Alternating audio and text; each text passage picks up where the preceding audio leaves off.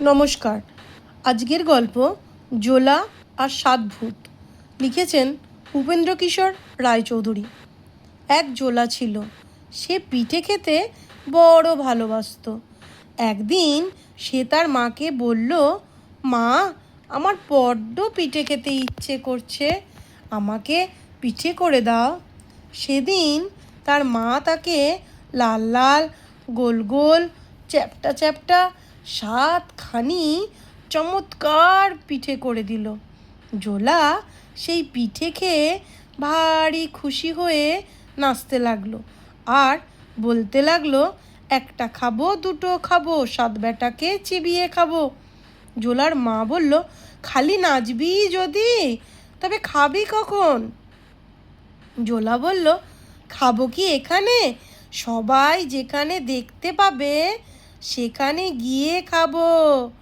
বলে জোলা পিঠেগুলি নিয়ে নাচতে নাচতে বাড়ি থেকে বেরিয়ে গেল আর বলতে লাগলো, একটা খাবো, দুটো খাবো, 7 বেটাকে চিবিয়ে খাবো। নাচতে নাচতে জোলা একেবারে সেই বটগাছের তলায় চলে এলো যেখানে হাট হয়। সেই গাছের তলায় এসে নাচছে আর বলছে, একটা খাবো, দুটো খাবো, 7 বেটাকে চিবিয়ে খাবো। এখন হয়েছে কি, সেই গাছে 7টা ভূত থাকতো। জোলা 7 বেটাকেই চিবিয়ে খাবো বলছে, আর তা শুনে তাদের তো বড্ড ভয় লেগেছে। তারা 7 জনে গুটিসুটি হয়ে কাঁপছে আর বলছে, ওরে সর্বনাশ হয়েছে, ওই দেখ, কোত্থেকে এক বিটকেল ব্যাটা এসেছে আর বলছে আমাদের 7 জনকেই চিবিয়ে খাবে। এখন কি করি বলতো? অনেক ভেবে তারা একটা হাঁড়ি নিয়ে জোলার কাছে এলো। এসে জোড়হাত করে বলল, দোহাই কর্তা, আমাদের চিবিয়ে খাবেন না, আপনাকে এই হাঁড়িটি দিচ্ছি, এইটি নিয়ে আমাদের ছেড়ে দিন। 7টা মিশমিশে কালো তাল গাছের মতো ভূত, তাদের কুলোর মতো কান, মূলোর মতো দাঁত, চুলোর মতো চোখ, তারা জোলার সামনে এসে কাইমাই করে কথা বলছে দেখে তো সে এমনই চমকে গেল যে সেখান থেকে ছুটে পালাবার কথা তার মনেই এলো না। সে বলল, হাঁড়ি নিয়ে আমি কি করব? ভূতেরা বলল, আগে আপনার যখন যা খেতে ইচ্ছে করে তাই এই হাঁড়ির ভিতর পাবেন। জোলা বলল, বটে, আচ্ছা, আমি পায়েস খাবো। বলতে বলতেই সে হাঁড়ির ভিতর থেকে চমৎকার পায়েসের গন্ধ বেরুতে লাগলো। তেমন পায়েস জোলা কখনো খায়নি, তার মাও খায়নি, তার বাপও খায়নি। কাজেই জোলা যার পর নাই খুশি হয়ে হাঁড়ি নিয়ে সেখান থেকে চলে এলো। আর ভূতেরা ভাবলো, বাপ্পা, বড্ড বেঁচে গিয়েছি।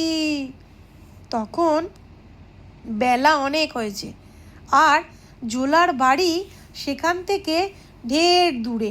তাই জোলা ভাবলো, এখন এই রোদে কি করে বাড়ি যাব? বন্ধুর বাড়ি কাছে আছে, এবেলা সেখানেই যাই, তারপর বিকেলে বাড়ি যাব এখন। বলে সে তো তার বন্ধুর বাড়ি এসেছে। সে হতভাগা কিন্তু ছিল দুষ্টু।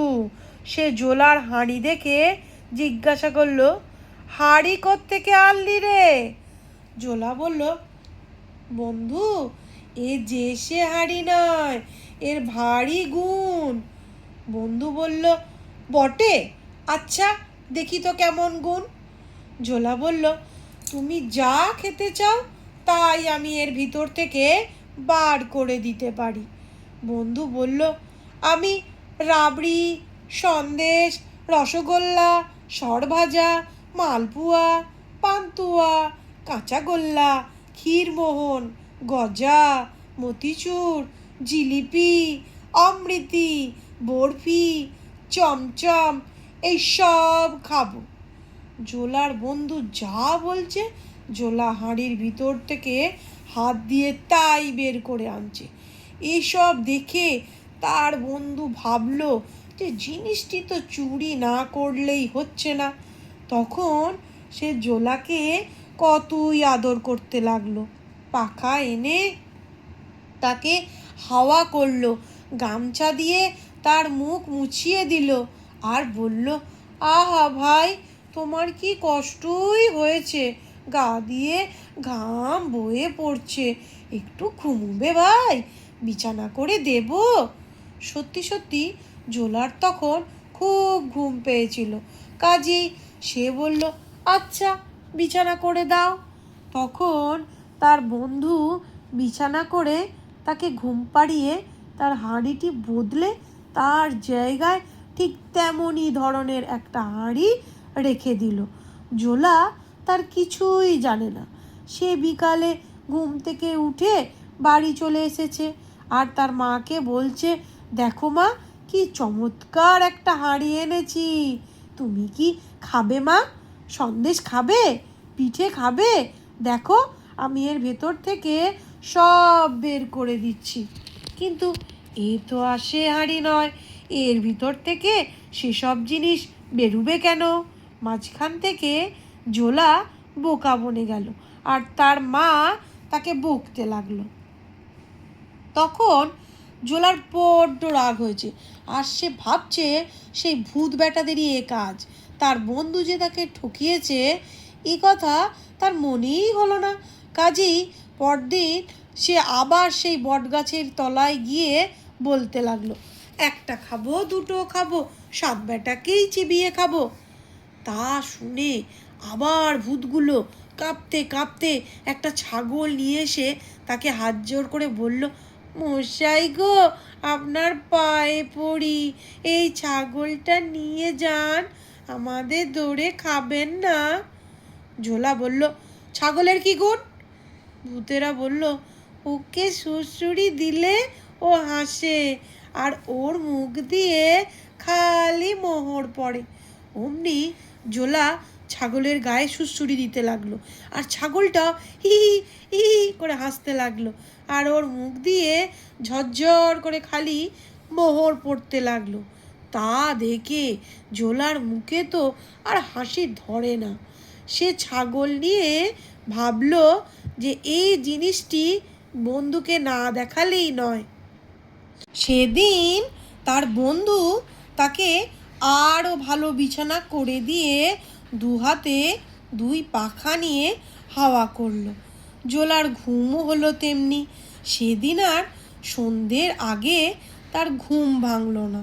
তার বন্ধু তো এর মধ্যে কখন তার ছাগল চুরি করে তার জায়গায় আর একটা ছাগল রেখে দিয়েছে। সন্ধ্যার পর জোলা তাড়াতাড়ি ঘুম থেকে উঠে তার বন্ধুর সেই ছাগলটা নিয়ে বাড়ি এলো। এসে দেখলো যে তার মা তার দেরি দেখে ভারী চটে গেছে। তা দেখে সে বলল, রাগ আর করতে হবে না মা, আমার ছাগলের গুণ দেখলে খুশি হয়ে নাচবে।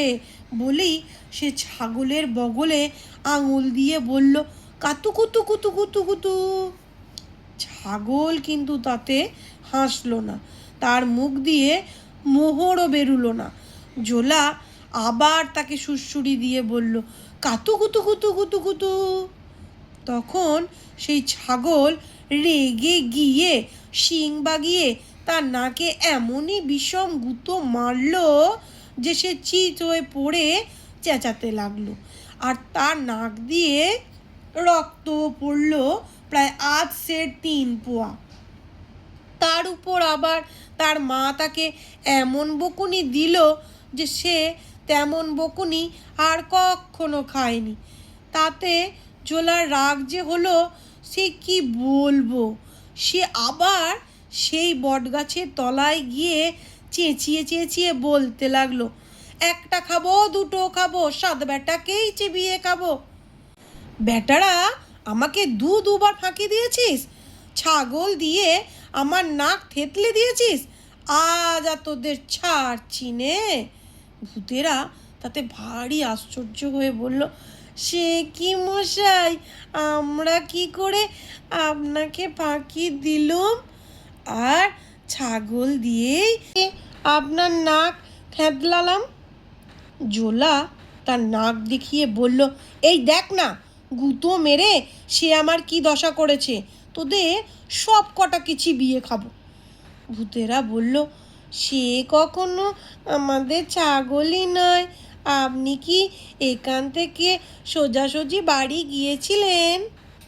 জোলা বলল, না, আগে বন্ধুর ওখানে গিয়েছিলুম, সেখানে খানিক ঘুমিয়ে তারপর বাড়ি গিয়েছিলুম। ভূতেরা বলল, তবেই তো হয়েছে, আপনি যখন ঘুমোচ্ছিলেন সেই সময় আপনার বন্ধু আপনার ছাগল চুরি করেছে। এই কথা শুনেই জোলা সব বুঝতে পারল। সে বলল, ঠিক ঠিক, সে বেটাই আমার হাঁড়ি চুরি করেছে, সেই আমার ছাগল চুরি করেছে, এখন কি হবে? ভূতেরা তাকে এক গাছি লাঠি দিয়ে বলল, এই লাঠি আপনার হাঁড়িও এনে দেবে, ছাগলও এনে দেবে। ওকে শুধু একবারটি আপনার বন্ধুর কাছে নিয়ে গিয়ে বলবেন লাঠি লাগতো, তাহলে দেখবেন কি মজা হবে। লাখ লাখ লোক ছুটে এলেও এ লাঠির সঙ্গে পারবে না, লাঠিও তাদের সকলকে পিটিয়ে ঠিক করে দেবে। ঝোলা তখন সেই লাঠিটি বগলে করে তার বন্ধুকে গিয়ে বলল, বন্ধু, একটা মজা দেখবে? বন্ধু তো ভাবছে না জানি কি মজা হবে। তারপর যখন জোলা বলল লাঠি লাগতো, তখন সে এমনই মজা দেখলো যেন তার জন্মে আর কখনো সে দেখেনি। লাঠি তাকে পিটিয়ে পিটিয়ে তার মাথা থেকে পা অবধি চামড়া তুলে ফেললো। সে ছুটে পালালো, লাঠিও তার সঙ্গে সঙ্গে গিয়ে তাকে পিটুতে পিটুতে ফিরিয়ে নিয়ে এলো। তখন সে কাঁদতে কাঁদতে হাত জোড় করে বলল, তোর পায়ে পড়ি ভাই, তোর পায়ে পড়ি, তোর হাঁড়ি নে, তোর ছাগল নে, আমাকে ছেড়ে দে। জোলা বলল, আগে ছাগল আর হাঁড়ি আন, তবে ছাড়বো। কাজী বন্ধুমশাই আর কি করেন, সেই পিটুনি খেতে খেতেই হাঁড়ি আর ছাগল এনে হাজির করলেন। জোলা হাঁড়ি হাতে নিয়ে বলল, সন্দেশ আসুক তো। অমনি হাঁড়ি সন্দেশে ভরে গেল। ছাগলকে সুড়সুড়ি দিতে না দিতেই সে হো হো করে হেসে ফেলল, আর তার মুখ দিয়ে 400টা মোহর বেরিয়ে পড়ল। তখন সে তার লাঠি আর ছাগল নিয়ে বাড়ি চলে গেল। এখন আর জোলা গরিব নেই, সে বড় মানুষ হয়ে গেছে। তার বাড়ি, তার গাড়ি, হাতি, ঘোড়া, খাওয়া পড়া, চালচলন, লোকজন সব রাজার মতন। দেশের রাজা তাকে যার পর নাই খাতির করেন, তাকে জিজ্ঞাসা না করে কোনো ভারী কাজে হাত দেন না। এর মধ্যে একদিন হয়েছে কি, আর কোনো দেশে এক রাজার হাজার হাজার লোকজন নিয়ে এসে সেই দেশ লুটতে লাগলো। রাজা সিপাহীদের মেরে খোঁড়া করে দিয়েছে। এখন রাজার বাড়ি লুটে কখন তাকে ধরে নিয়ে যাবে তার ঠিক নেই। রাজামশাই তাড়াতাড়ি জোলাকে ডাকিয়ে আনলেন। বললেন, ভাই, এখন কি করি বলো তো, বেঁধেই নিয়ে যাবে দেখছি। জোলা বলল, আপনার কোনো ভয় নেই, আপনি চুপ করে ঘরে বসে থাকুন, আমি সব ঠিক করে দিচ্ছি। বলেই সে তার লাঠিটা বগলে করে রাজার সিংহদরজার বাইরে গিয়ে চুপ করে বসে রইল।